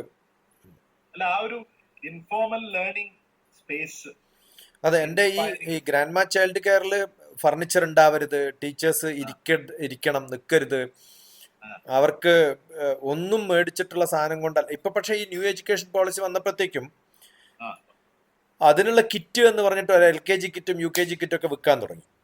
ആ സി, ആ എല്ലാത്തിന്റെയും കമ്പോളം കാണുകയാണല്ലോ. ഈ എഡ്യൂക്കേഷൻ എന്ന് പറഞ്ഞ ബിസിനസ് ആണല്ലോ. അതിൽ അത് തന്നെ. ടീച്ചേഴ്സിന് ക്രിയേറ്റീവ് അല്ലെങ്കിൽ പിന്നെന്ത് ചെയ്യും, ആരെങ്കിലും ക്രിയേറ്റ് ചെയ്തിട്ടുള്ളത് ഉപയോഗിക്കുകയാണ്. അവിടെ അതെ ക്രിയേറ്റിവിറ്റി വരുന്നില്ല. ഇല്ല. അവര് പ്രൊഡ്യൂസേഴ്സ് അല്ല, അവര് റീപ്രൊഡക്റ്റ് മാത്രമേ ഉള്ളൂ എന്ന് ഞാൻ പറയാ. അത് തന്നെ. അത് കട്ട് ആൻഡ് പേസ്റ്റും കോപ്പിയും മാത്രമേ ഉള്ളൂ. അപ്പൊ അത് അങ്ങനെ തന്നെ. കുറച്ച് പേരെങ്കിലും ഉണ്ടാക്കിയെടുക്കാൻ പറ്റുന്ന ഒരു സന്ദർഭം ഉണ്ടായാൽ we can make them entrepreneurs and they can start small schools. അത് ഫീഡർ സ്കൂൾസ് ആക്കാൻ പറ്റുകയാണെങ്കിൽ, ഏതെങ്കിലും വലിയ സ്കൂളുമായിട്ടൊന്ന് അറ്റാച്ച് ചെയ്യാൻ പറ്റുകയാണെങ്കിൽ അതെ that will develop as a system. അതാണ് എൻ്റെ ഒരു ഐഡിയ. അത് തന്നെ. അത് ആക്ച്വലി 100 കോടി വർക്കിംഗ് ഏജ് ആൾക്കാർ വരുന്നുണ്ട് ബൈ 2030-35. ഈ സ്കിൽ സെറ്റില് ഇവര് ഈ ദ്വരയോ എന്തായാലും പേര്, അയാളൊരു സ്കിൽ സെറ്റ് ഉണ്ടാക്കിയല്ലോ ഭാരതത്തിന് വേണ്ടുന്ന സ്കിൽ സെറ്റ്സ്. അതിനകത്ത് പ്ലംബിങ്ങും ബാർ ബെൻഡിങ്ങും എല്ലാം എല്ലാം ഉണ്ട്. ഉണ്ട്. 108 വെറൈറ്റീസ് നടത്തുന്നുണ്ട്. ടീച്ചിങ് ഇല്ല. ടീച്ചിങ് ഇല്ല. ടീച്ചിങ് ഇല്ല. അല്ല, അങ്ങനെ ഒരു സ്കൂൾ ഉണ്ട് ഇവിടെ ഈ ഭാഗത്ത്. ആ, പക്ഷെ അതിലെന്താ കുഴപ്പമെന്ന് വെച്ചാൽ അൾട്ടിമേറ്റ്ലി അവിടെ ചേരുന്ന കുട്ടികളൊക്കെ അത് ഫ്രീ ആയിട്ട് നടത്തുന്നത് കൊണ്ട് വീട്ടിൽ വേറെ പ്രാരബ്ധമൊക്കെ ഉണ്ടായി, അവരുടെ ആ, DNA ജീനും ഒക്കെ മോശമാണ്. അതെ അപ്പൊ അൾട്ടിമേറ്റ്ലി അവർ കംപ്ലൈന്റ് പറയും, അതെ. You have spoiled my life because you have put me in a hostel where we did not had any public ah, interaction എന്ന് പറയും. ആ, അപ്പൊ ഞാൻ അവിടെ പോയപ്പോൾ ഒരു ടീച്ചറും 40 കുട്ടികളും. ആ, ഞാൻ പറഞ്ഞത് ഇവർക്ക് വേറെ പബ്ലിക് ഇന്ററാക്ഷൻ ഇല്ലാണ്ടിരുന്നു കഴിഞ്ഞാൽ അവർ നിങ്ങളെ ദുഷിക്കും. അവസാനം 12ാം ക്ലാസ് കഴിയുമ്പം നിങ്ങളുടെ എനിമീസ് ആയിട്ട് മാറും. അതെ ഈ ട്രേഡൊക്കെ അവർ ഹേറ്റ് ചെയ്യും. അതെ. അപ്പോൾ സോഷ്യൽ സ്കിൽ ഡെവലപ്മെന്റും അല്ലെങ്കിൽ അത്തരം ഇന്ററാക്ഷൻസും ഒക്കെയുള്ള ഒരു ഗ്രൂപ്പ് ഇടയ്ക്കെങ്കിലും അവിടെ ഇന്ററാക്ട് ചെയ്താലേ അവർക്കും അതെ ഒരു മോട്ടിവേഷൻ ആവും. അതെ അത് ലാക്ക് ചെയ്യുന്നുണ്ട് പലപ്പോഴും നമ്മുടെ സിസ്റ്റം. അതുകൊണ്ടാണ് ഈ നവോദയ വിദ്യാലയം പോലെ പല വിദ്യാലയങ്ങളും തുടങ്ങാൻ നോക്കിയിട്ട് പൂട്ടിപ്പോയത്. അതെ അതെ. കാരണം റിച്ച് കമ്മ്യൂണിറ്റി എന്ന് പറയുന്ന ഒരു ഹൈ ക്ലാസ് കമ്മ്യൂണിറ്റി അവരുടെ കുട്ടികളെ ലോ ക്ലാസ് കമ്മ്യൂണിറ്റി ആയിട്ട് മിക്സ് ചെയ്യാൻ അത്ര ഇഷ്ടമല്ലാത്തൊരവസ്ഥയിലാണ് നമ്മൾ ജീവിക്കുന്നത്. അതെ.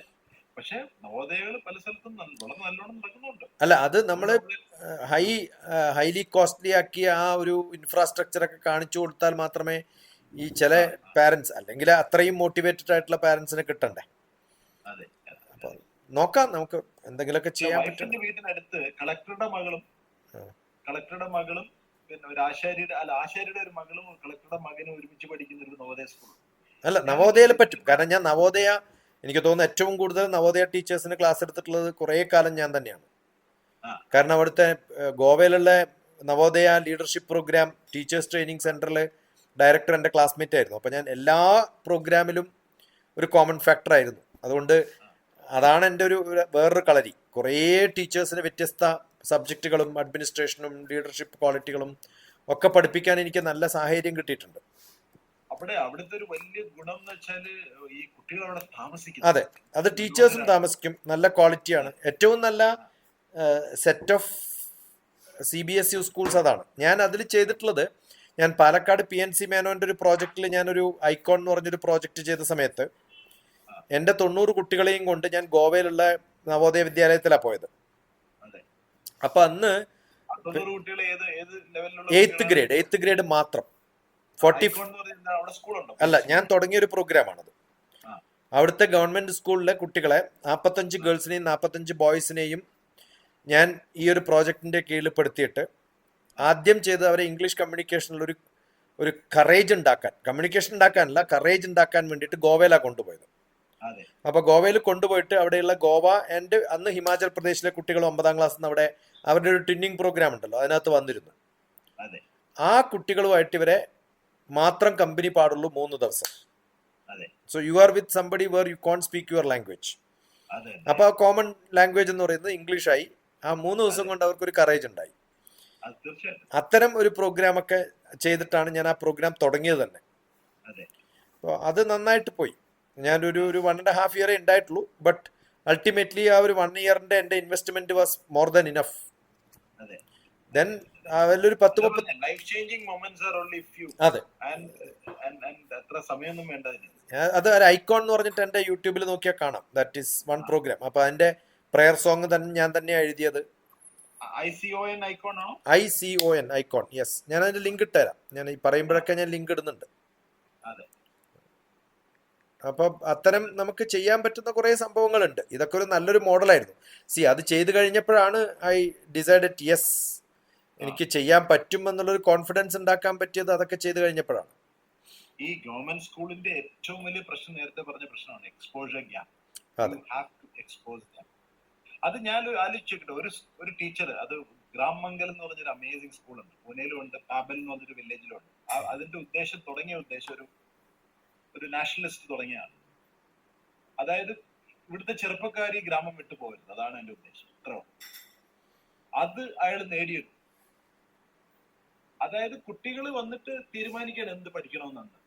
അപ്പൊ ഒരു ടീച്ചർ ക്ലാസ്സിൽ വന്നിട്ട് ലൈഫ് ചേഞ്ചിങ് മൊമെന്റ്സ് ഞാൻ സിമുലേറ്റ് ചെയ്യണമെന്നൊരു ഉദ്ദേശം ഒരു ടീച്ചറിന് ഉണ്ടാവുകയാണെങ്കിൽ എന്ത് മനോഹരമായിരിക്കും പഠനം. എല്ലാ സമയവും സംതിങ് എക്സൈറ്റിംഗ്. അല്ല, അങ്ങനെ എക്സൈറ്റിംഗ് ആയിട്ടുള്ള ടീച്ചേഴ്സ് കുറച്ച് പേരൊക്കെ ഉണ്ട്. ഇപ്പൊ ഞാനിപ്പോ ക്യാമ്പ് നടത്താൻ പോകുമ്പോൾ എൻ്റെ എൽഡസ്റ്റ് ബ്രദർ വരും.